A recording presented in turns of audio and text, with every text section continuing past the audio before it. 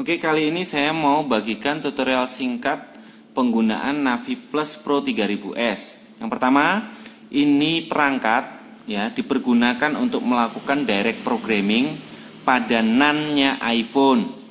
NAND ini adalah storage atau tempat penyimpanan data yang umumnya dipergunakan di iPhone ya. Navi Plus Pro 3000S mensupport NAND untuk 32 bit maupun 64 bit ya. Belum mensupport untuk PCIe NAND. Jadi kalau kita ngomongkan iPhone-nya tipe apa, itu adalah NAND pada NAND pada iPhone misalnya 4G, 4S, 5G, 5S, 6, 6 Plus, 5C ya, dan iPad 1, 2, 3, 4. Nah, itu yang masih menggunakan NAND biasa, belum PCIe NAND.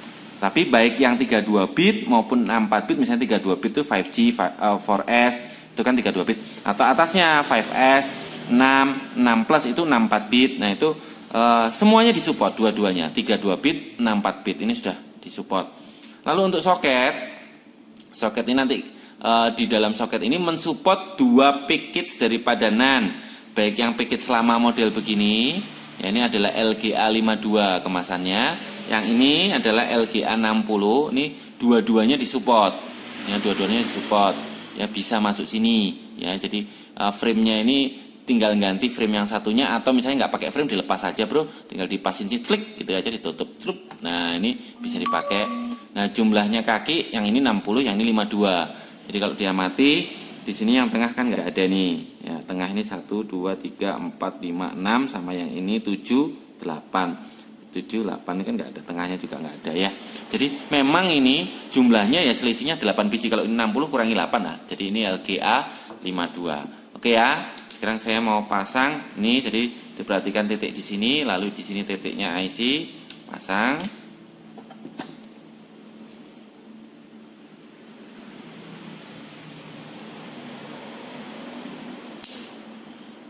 Oke, jangan salah masangnya ini ya. Pas harusnya. Jangan keliru.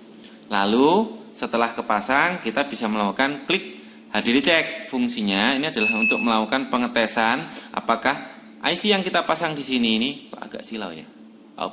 Gini aja ya. Gini ya. Nah, IC yang kita pasang di sini ini apakah sudah terbaca? Di sini kebaca detected NAND H2JT-DG 8UD 1BMR 16GB kan gitu kan. Nah, untuk menyusun kapasitas 16GB ini ternyata IC ini ada dua bus di dalamnya, bus 1 dan bus 2. Kebaca oke, 8GB, 8GB. Nah, ini pasti kita dapati hal serupa begini pada berbagai NAND-nya iPhone ya. Nah, misalnya NAND yang kita pasang nanti pasti kalau ini 32 berarti ini ya 16 Kalau ini 64 berarti ya 32 ya. Kalau ini 8 misalnya ada gitu ya. Ya ini 4 gitu aja. Nah, itu bus 1, bus 2. Bahasanya mungkin bisa berbeda, bisa bus 0, bus 1. Tapi intinya NAND-nya, i9-nya itu nanti akan tersusun dari dua bus. Ya, IO-nya bus 1 maupun IO-nya bus 2 harus oke terkoneksi. Kalau misalnya ada salah satu nggak kebaca, ya coba dulu jangan diasumsikan rusak dulu, dicek dulu barangkali solderannya ini kurang rata atau kotor kena flux ya. Intinya dibersihkan, dicetak ulang dulu juga boleh, nanti dibersihkan rata, dipasang baru yang enak. Oke ya, intinya dua-duanya ini pin-pin data atau IO-nya juga harus normal baik untuk bus 1 maupun bus 2. Start check harus oke begini ya. Kalau sudah kebaca, quit. Ting. Ya usahakan kalau Navi Plus pakai kayak pen begini ya, untuk touchscreen pen ya. Ini saya ngambil dari punyanya handphone Cina, pakai. Ini kan antena ini. Dik. Zaman lama, nggak apa-apa kan, lumayan kan. Jangan pakai tangan, Bro. Soalnya ini kan resistif gitu ya. Kalau rusak touchscreen-nya kan repot juga. Cuman masih bisa diganti sih pakai touchscreen universalnya yang resistif ya, yang bukan yang kapasitif ya.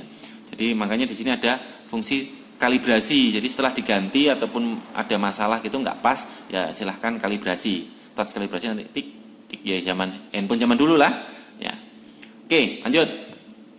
Jadi HDD check sudah ya.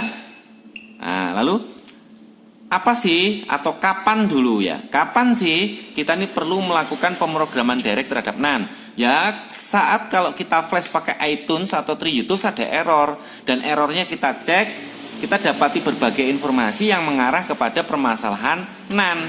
Intinya kan gitu. Misalnya error 9, misalnya error 4013 dan lain-lain gitu ya. Nah, ini kok kita baca-baca ternyata kayaknya HDD problem. Ya kan? Ya, HDD yang lama kita harus akses seperti ini, ya. Usahakan akses dulu seperti ini.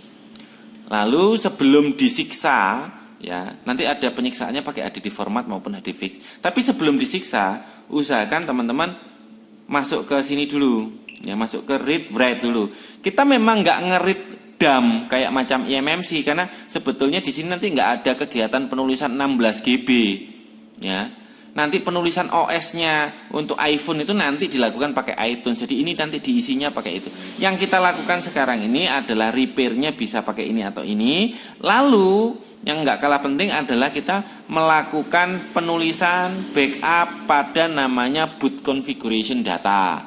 Ya, boot configuration data itu nanti terdiri dari misalnya partition, ya, partisi, lalu juga ada informasi daripada perangkat yang akan nanti kita pasangi ini. Misalnya kayak gini ya, read. Kita baca dulu read. Nah, ini kan kebaca. Bacanya di mana Pak hasilnya? Sebetulnya di sini read successfully. SNFK2NWL3D G50G model MGC02 A1522 region LL. Nah, ya pun 6 bla bla bla bla dia ngoceh. Sebetulnya kalau mau baca gini kan enggak tuntas. Baca aja di sini, Bro. Jadi habis di read nih.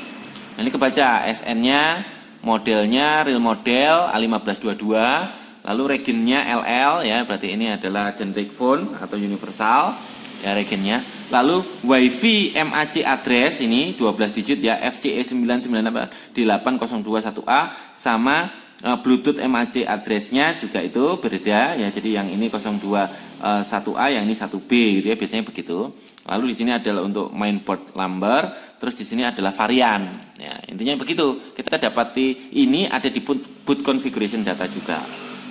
Ya. Oke. Nah, untuk bisa membaca ini perhatikan config-nya Bapak jangan ini dicentang. Jadi biarkan ini memang defaultly nggak kecentang sehingga pada waktu kita baca IC yang habis copotan dari iPhone gitu ya, atau iPad 1, 2, 3, 4 atau seperti apa. Nah, pada waktu kita pasang di sini, waktu kita buka di sini masih ada pilihannya read. Nah, masih ada pilihannya read. Sehingga kita bisa langsung read, lalu kita dapati ini. Gitu ya. Oke, kita quit dulu. Nah, lalu kita balik itu jadi sudah di backup dulu temporary di sini. Kita bisa melakukan misalnya HDD fix ya, ataupun HDD format. Ya tergantung ya, namanya juga mencoba untuk tetap menggunakan NAND yang lama. Maxo.com intinya berharap NAND yang habis dipasang dari iPhone yang tadi di flash error macam-macam itu setelah disiksa, diformat ya, mungkin masih bisa dipergunakan lagi Pak. Dan ini nggak apa-apa, ini wajar. Jadi kalau nanti ketemu yang NAND yang habis diformat normal kembali juga jangan heran. Saya pikir ini terjadi juga pada flash disk, ini terjadi juga pada SD card atau TF transflash, terjadi juga pada MMC zaman dulu ya kan. Bukan eMMC saja, MMC juga multimedia card yang dipasang di handphone dulu itu loh ya, sebelum ada SD card. MMC, MMC Plus, atau misalnya ngomongkan flash disk ataupun hard disk pun ya nggak masalah. Kalau sudah ada error, kita merasa aduh ini kayaknya perlu diformat dulu, ya itulah yang kita lakukan. Nah kalau normal juga jangan kaget, tapi kalau habis diformat nggak normal pun juga jangan kaget ya. Nggak semua hard disk yang error terus kita format jadi normal kembali dong. Saya pikir kita nggak perlu diskusi itulah, itu sudah pada tahu lah ya, intinya begitu ya. Untuk storage ya normal-normal saja. Eksekusi kalau memang teman-teman memerlukan, dan siapa tahu bisa membawa perubahan di dalam nasibnya NAND yang habis nyopot dari handphone lama ya. Saya mau coba ya format gitu ya. Detected NAND H2 GT DG 8U D1 BMR 16 GB formatting.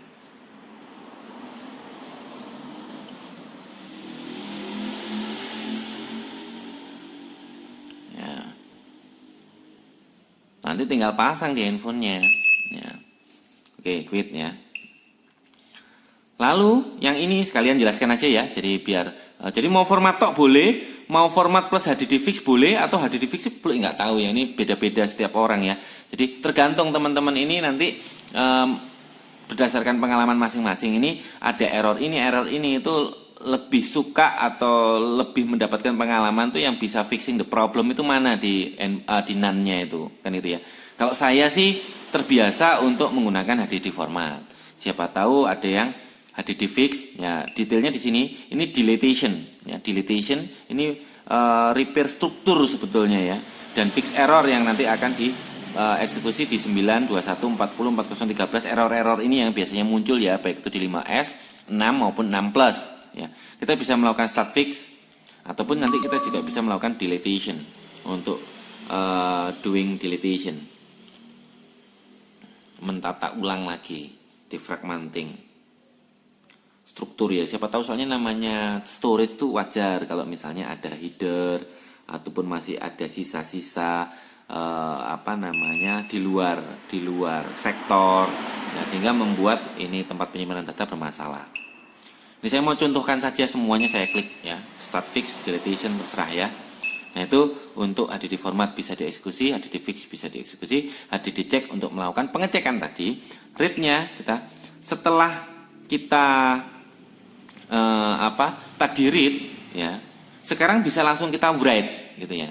Kita bisa langsung write karena datanya masih tetap yang tadi ini ya. Datanya masih tetap yang tadi. Loh, emang sekarang data itu hilang, Pak? Data itu hilang sebetulnya. Cuman di sini nyimpen temporary. Jadi kalau umumnya nanti habis di format macam-macam langsung klik write aja. Kan itu ya. Tapi kalau misalnya kita nggak ngerti tata cara, lupa, kita klik read lagi, begini bro, error. Nah kalau sudah error begini kita nggak bisa write bro, ya mati kon, berarti datanya mau hilang Pak. Aduh, kasihan. Ya kalau memang sudah begitu, coba lakukan HD check lagi, ya toh, lalu read write. Nah muncul lagi, dia masih temporary. Pokoknya jangan mati loh ya. Nah, kalau mati hilang bro. Kalau sebelum ini Navi Plusnya dimatikan, hilang. Tapi kalau masih kebaca ya, kita masih datanya tersimpan ya, tinggal kita klik write.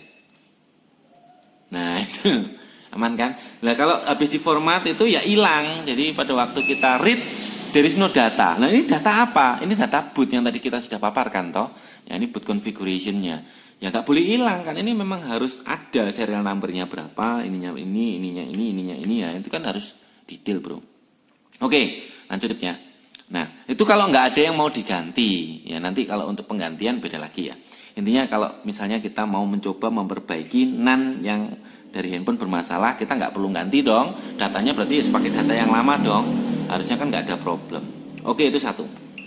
Kalau misalnya ini Pak, ini masalahnya bukan harddisk error. Saya nyopot NAND tadi karena handphonenya itu tuh gagal aktivasi. Nah, kalau gagal aktivasi kemungkinannya mungkin kita nggak perlu HDD format dong, ya. Biarkan kondisinya apa adanya. Kita nanti tinggal klik read begini. Ya, ini kan habis di write tadi ya, loh ada sekarang.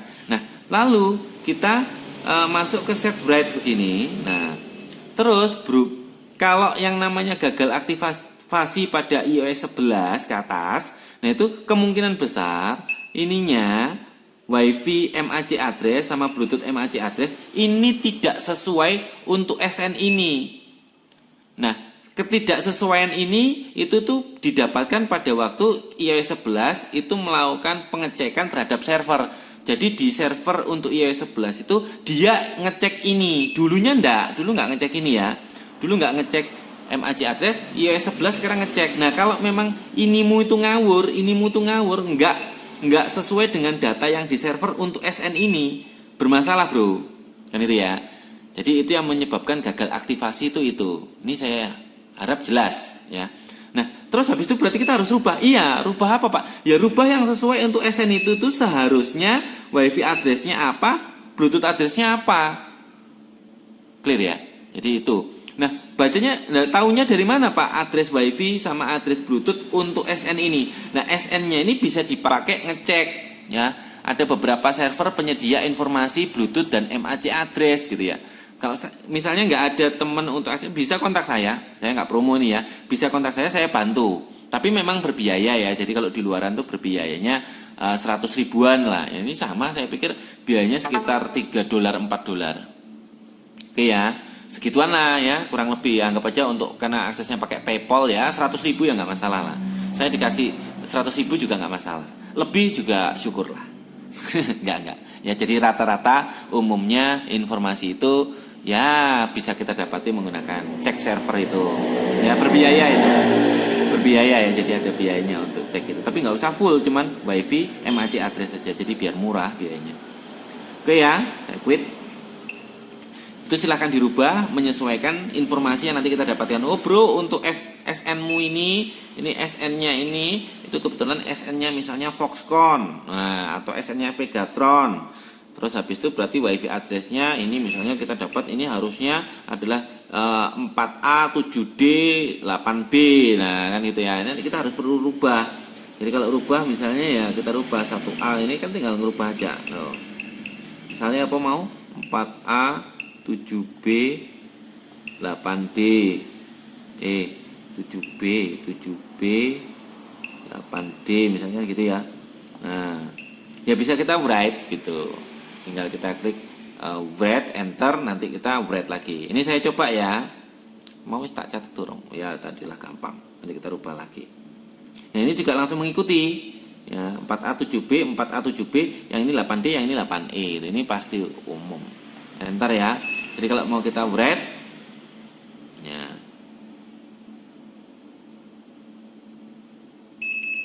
tinggal write writing. Udah, jadi kalau kita sekarang read, nah kita baca ya, tuh. Sekarang di IC-nya itu ya 4A 7B 8D, yang ini 4A 7B 8E ya, berubah sesuai dengan yang kita ganti tadi.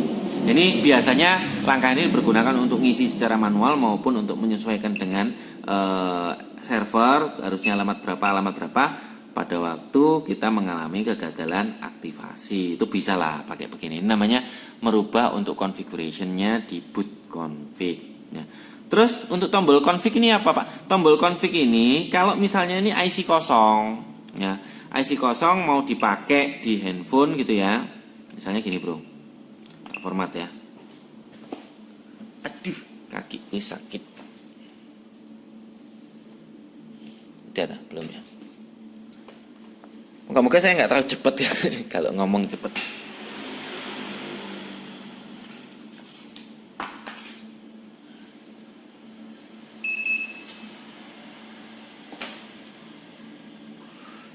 Oke ya, kita read nih ya, read kosong ya, anggap aja gini lah kalau IC baru kan gitu ya, kita bisa klik config kalau memang ini IC baru.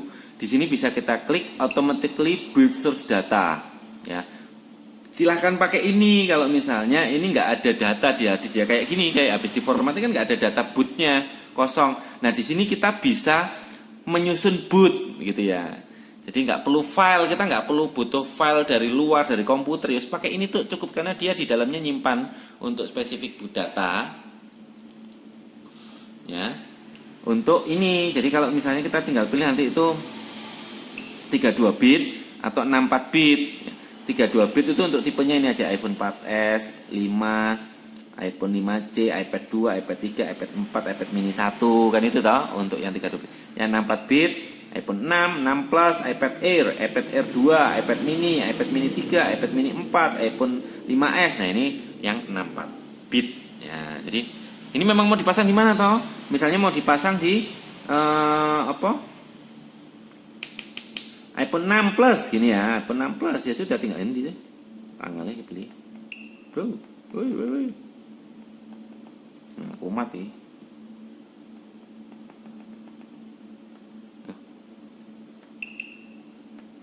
Oh, nah, ngekliknya konfigurasinya atasnya loh. Ya iPhone 6 Plus ya sudah.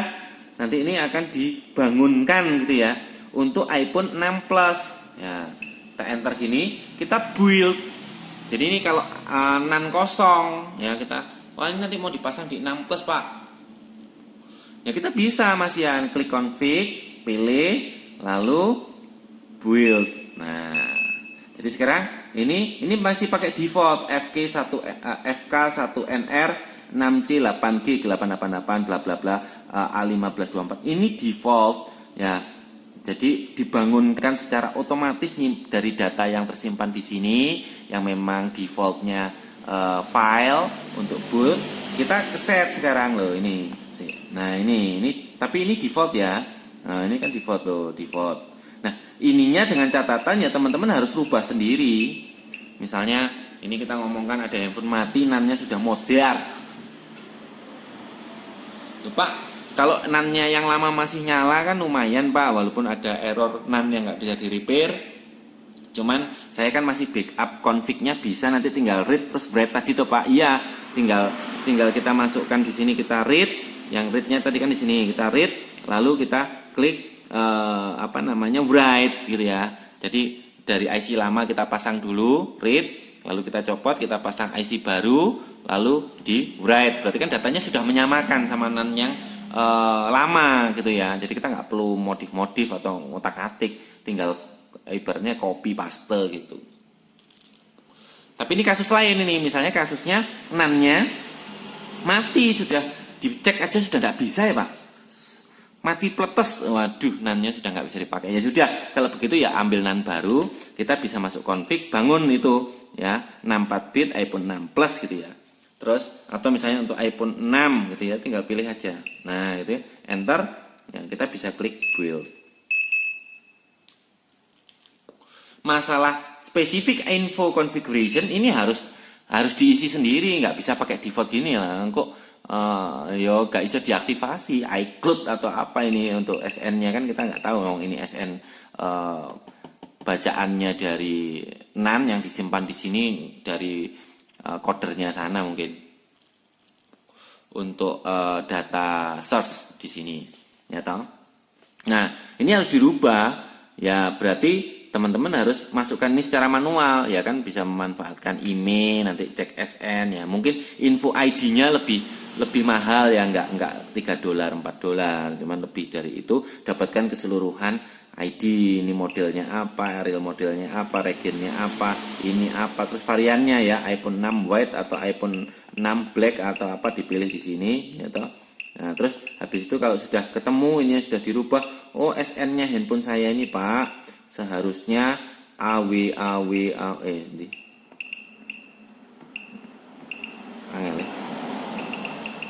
misalnya gini ya, nah, terus modelnya benar, yang ini misalnya A1522 Pak, nah, ini regionnya benar, yang ini misalnya ternyata 207B Pak ya kan gitu ya. Terus ini misalnya mau dirubah ya sudah, ini dapat dari info ID, nanti datanya bisa dimasukkan sini, atau misalnya untuk handphone yang benar-benar kita nggak tahu lah ID-nya itu ya, lalu kita enter ya. Ini auto writing tapi balennya rapopo.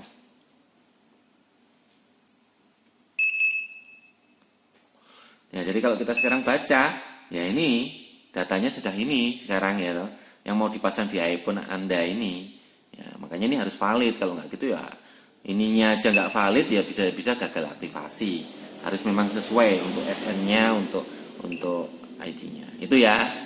Jadi mau dimanfaatkan untuk merubah data gagal aktivasi tok bisa, untuk nge-read lalu nge-write ya, misalnya saya quit, sekarang saya ada cek lagi.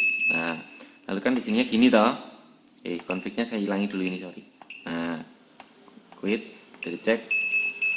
Nah ini kan, nah ini kita mau read dari IC lama yang memang mungkin NAND-nya sudah rusak tapi masih bisa kebaca bootnya ya, kita read, reading, terus nanti masukkan IC pengganti yang baru, terus write boleh, untuk keperluan itu halaman ini bisa dipakai. Lalu untuk keperluan untuk merubah konfigurasi gara-gara gagal aktivasi tok ya sudah dirubah infonya, kita baca dari Bluetooth MAC address yang tadi $3 $4 itu juga boleh untuk keperluan begitu. 2 Keperluan ketiga, misalnya NAND-nya sudah nggak bisa di-read Pak, NAND-nya mati. Ya sudah, NAND baru kita bisa menaruh config, kita bisa automatically ini kita pilih, lalu kita pilih 32 bit, 64 bit. Gitu. Mau auto format boleh, nanti format juga, format secara manual juga boleh. Kalau untuk handphone-handphone yang support iOS 11 dan rencana memang mau dipakai iOS 11, saya sarankan untuk ini tidak dicentang karena dia akan generate untuk merubah WiFi dan Bluetooth. Alias ini ngawur.com bro, nggak akan sesuai sih. Kalau sesuai mungkin kebetulan dengan data untuk SN itu yang ada di server, MAC-nya dikarangkan sama dia kan, ya 1001 saya pikir. Banyak enggak sesuainya. Jadi inilah yang sebetulnya bikin masalah, must write ya. Jadi ini itu dikarang terus ya, dikarang sama si ini misalnya mau nyoba untuk NAND 1000 biji begitu ya, itu diisi begitu untuk iPhone 6 SN-nya. Nah pada waktu dipasang ini ngawur untuk WiFi address, MAC address. Pada iOS 11 ketahuan, makanya tuduhannya terhadap handphone yang gagal aktivasi gara-gara Bluetooth address sama MAC addressnya nggak sesuai dengan server itu, tuduhannya adalah handphone ini adalah handphone refurbished yang dicurigai mungkin sudah pernah ganti NAND dan WiFi addressnya ngarang kan gitu ya. Makanya untuk handphone gagal aktivasi kita biasanya perlu menyesuaikan ini sama data realnya untuk SN itu di server. Karena memang pernah memang pernah di refurb gitu ya. Jadi memang NAND-nya mungkin pernah diganti dan ini yang dieksekusi di hour.com atau di autobuild. Jadi kalau memang mau dipakai di handphone yang iOS 11, ini jangan bro, ini mending kita harus memang dapat infonya yang valid dari server. Begitu ya, aman ya. Jadi itu bedanya config, set write, read ya dengan segala macam purpose-nya gitu. Wes ya, touch kalibrasi ini untuk melakukan kalibrasi setting, sistem update. Ya ini sistem update ini kita pakai di sini ada SD card. Itu nanti ada datanya. Jadi kalau mau download Navi Plus untuk bin-nya, file bin-nya itu untuk update ini. Ini kan agak lama, ini agak jadul nih. Punya saya ini versionnya 11299 ya toh. Ini ada yang baru nih 13 atau piron. Cuman aku nggak terlalu seneng sih untuk update-update. Saya bukan update mania bro. Kadang-kadang tuh saya lihat orang Pak, ada update yang lama, yang kemarin aja updatean yang kemarin belum kepake semua bro. Ya, kadang-kadang itu saya nggak tahu teman-teman tuh banyak gitu, pemburu update Pak, update. Nah, emang yang kemarin sudah habis semua apa fiturnya? Faktanya belum gitu loh. Jadi kenapa sih? Saya bukan orang yang begitu. Saya nggak tahu kalau teman-teman ada yang begitu atau seperti apa. Yang jelas kalau yang lama aja masih bisa saya fungsikan, saya bukan pemburu update. Ya jadi ya pakai yang ini masih oke, nggak update bro, ya toh. Ya misalnya untuk box yang lain juga begitu, box yang ini masih oke. Kecuali ini kok yang untuk dipakai untuk fitur ini gagal, belum support. Saya cari-cari informasi update, ternyata di update-nya yang versi update nggak harus yang terbaru ya. Saya cari update atasnya itu, ternyata di atasnya itu ada sudah mensupport. Misalnya kita ngomongkan box untuk Samsung gitu ya. Oh ternyata Samsung tipe ini sudah disupport sama box A. Untuk di software version yang ini, nah, itu baru saya melakukan update. Kalau enggak ya enggak. Ya, kerja aja bro, enggak ngupdate box kerjaan saya. Kerjaan saya servis handphone. Itu bro, sudah ya saya pikir ya. Touch calibration lah ya, touch calibration nih kita kalibrasi begini loh bro. Nah, kalau touchscreen-nya ada masalah kita kalibrasi. Ya, terus resetting. Ya, kalau touchscreen-nya ada masalah atau mungkin habis ganti touchscreen, ini touchscreen-nya bisa diganti loh, pakai yang model begini punyanya handphone Cina yang resistif ya. Resistif itu berarti nanti untuk konektornya ada 4 itu loh. X plus, X min, Y plus, Y min. Jadul banget kan. Zaman dulu. Ya itu ini bisa diganti itu kalau rusak. Saya nggak tahu apa teman-teman rusak. Sebetulnya kalau pakai pen begini harusnya jarang rusak sih. Oke, sekian dari saya tutorial. Pas ini ya, saya paskan 30 menit gitu loh. Oke, terima kasih ya atas perhatiannya. Saya Yongki Velas.